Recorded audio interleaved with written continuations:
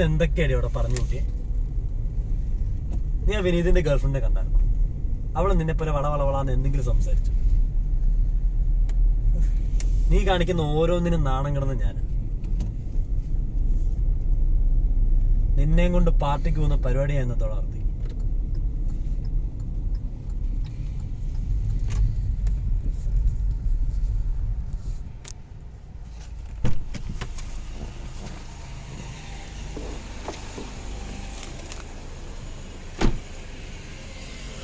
Okay, good night.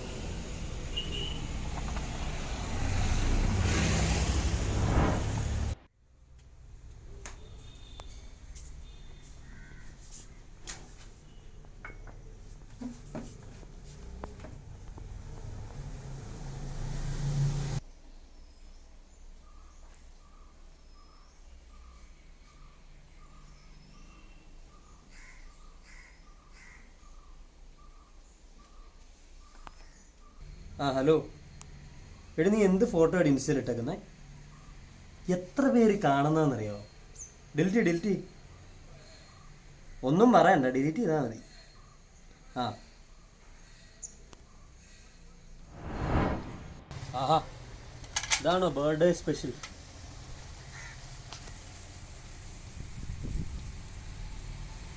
എടി, അറിയാവുന്ന പണിക്ക് പോയാൽ പോരെ, ഇതൊക്കെ എങ്ങനെ കഴിക്കാന്?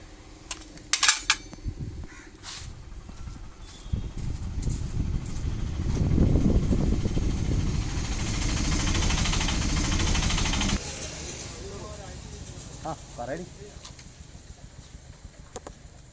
പുറത്തു പോ, നീ നേരത്തെ വേണ്ട പകൽ ഇത്രയും ടൈം ഉണ്ടായിരുന്നല്ലോ, അന്നേരം പോയിരുന്നില്ല. ഈ സമയത്ത് ഹോസ്റ്റലിനകത്തിരുന്നുള്ള ഫ്രണ്ട്ഷിപ്പൊക്കെ ഉണ്ട്. ആ വേണ്ട, നാളെ പോയാൽ മതി. ആ ശരിയാണ്. അവളാണ് ഫ്രണ്ട്സിൻ്റെ കൂടെ പുറത്തു പോകും.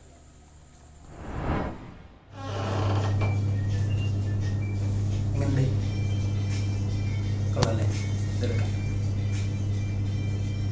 ഇതെന്നെ എടുത്ത് ചെയ്തു. എൻ്റെ അടുത്ത് ഇന്നലെയാണ് കൊള്ളാവുന്നൊരു തുണി എടുത്തിട്ട്.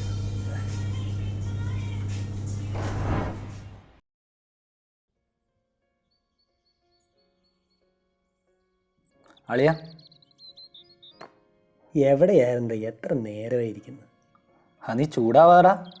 എടാ, ഇന്ന് അമ്മയ്ക്കൊരു പരിപാടി ഉണ്ടായിരുന്നു കുടുംബശ്രീയുടെ, അവിടുന്ന് കൊണ്ടുവിടാൻ പോയതാ. അല്ല, എന്താ പ്രശ്നം ഇപ്പോൾ? അവള് തേച്ചടാ,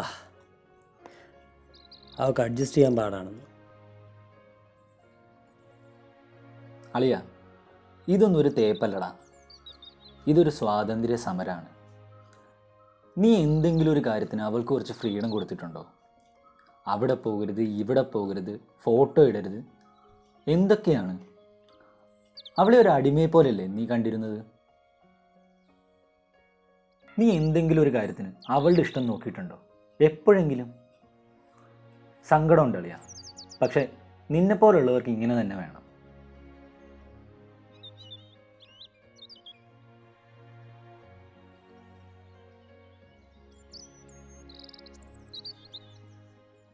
അളിയ, എനിക്ക് തോന്നുന്നതേ അവൾ ഇന്നെന്തോ കിടിലം പ്രസംഗം കേട്ടിട്ടുണ്ടാവും. അതിൻ്റെ മോട്ടിവേഷൻ കയറി നിന്നോട് വെറുതെ അടിച്ചു വിട്ടതാവും. പിന്നെ ഞാൻ ഒരു കാര്യം പറയാം, അത്യാവശ്യം സഹിക്കാനും ക്ഷമിക്കാനും കഴിവുള്ളവരാ ഈ പെണ്ണുങ്ങളൊക്കെ. ആ ഒരു പരിഗണന അവർക്ക് കൊടുത്താൽ അവളെ നിനക്ക് തന്നെ കിട്ടൂടാ. ഓ എടാ, അമ്മ വിളിക്കുന്നുണ്ട്, അവിടുത്തെ പ്രോഗ്രാം കഴിഞ്ഞിട്ടുണ്ടെന്ന് തോന്നുന്നു. നീ എന്തായാലും ഞാൻ പറഞ്ഞു വെക്കുന്ന ആലോചിച്ച് നോക്ക് കേട്ടോ. അപ്പം ശരി, കാണാം.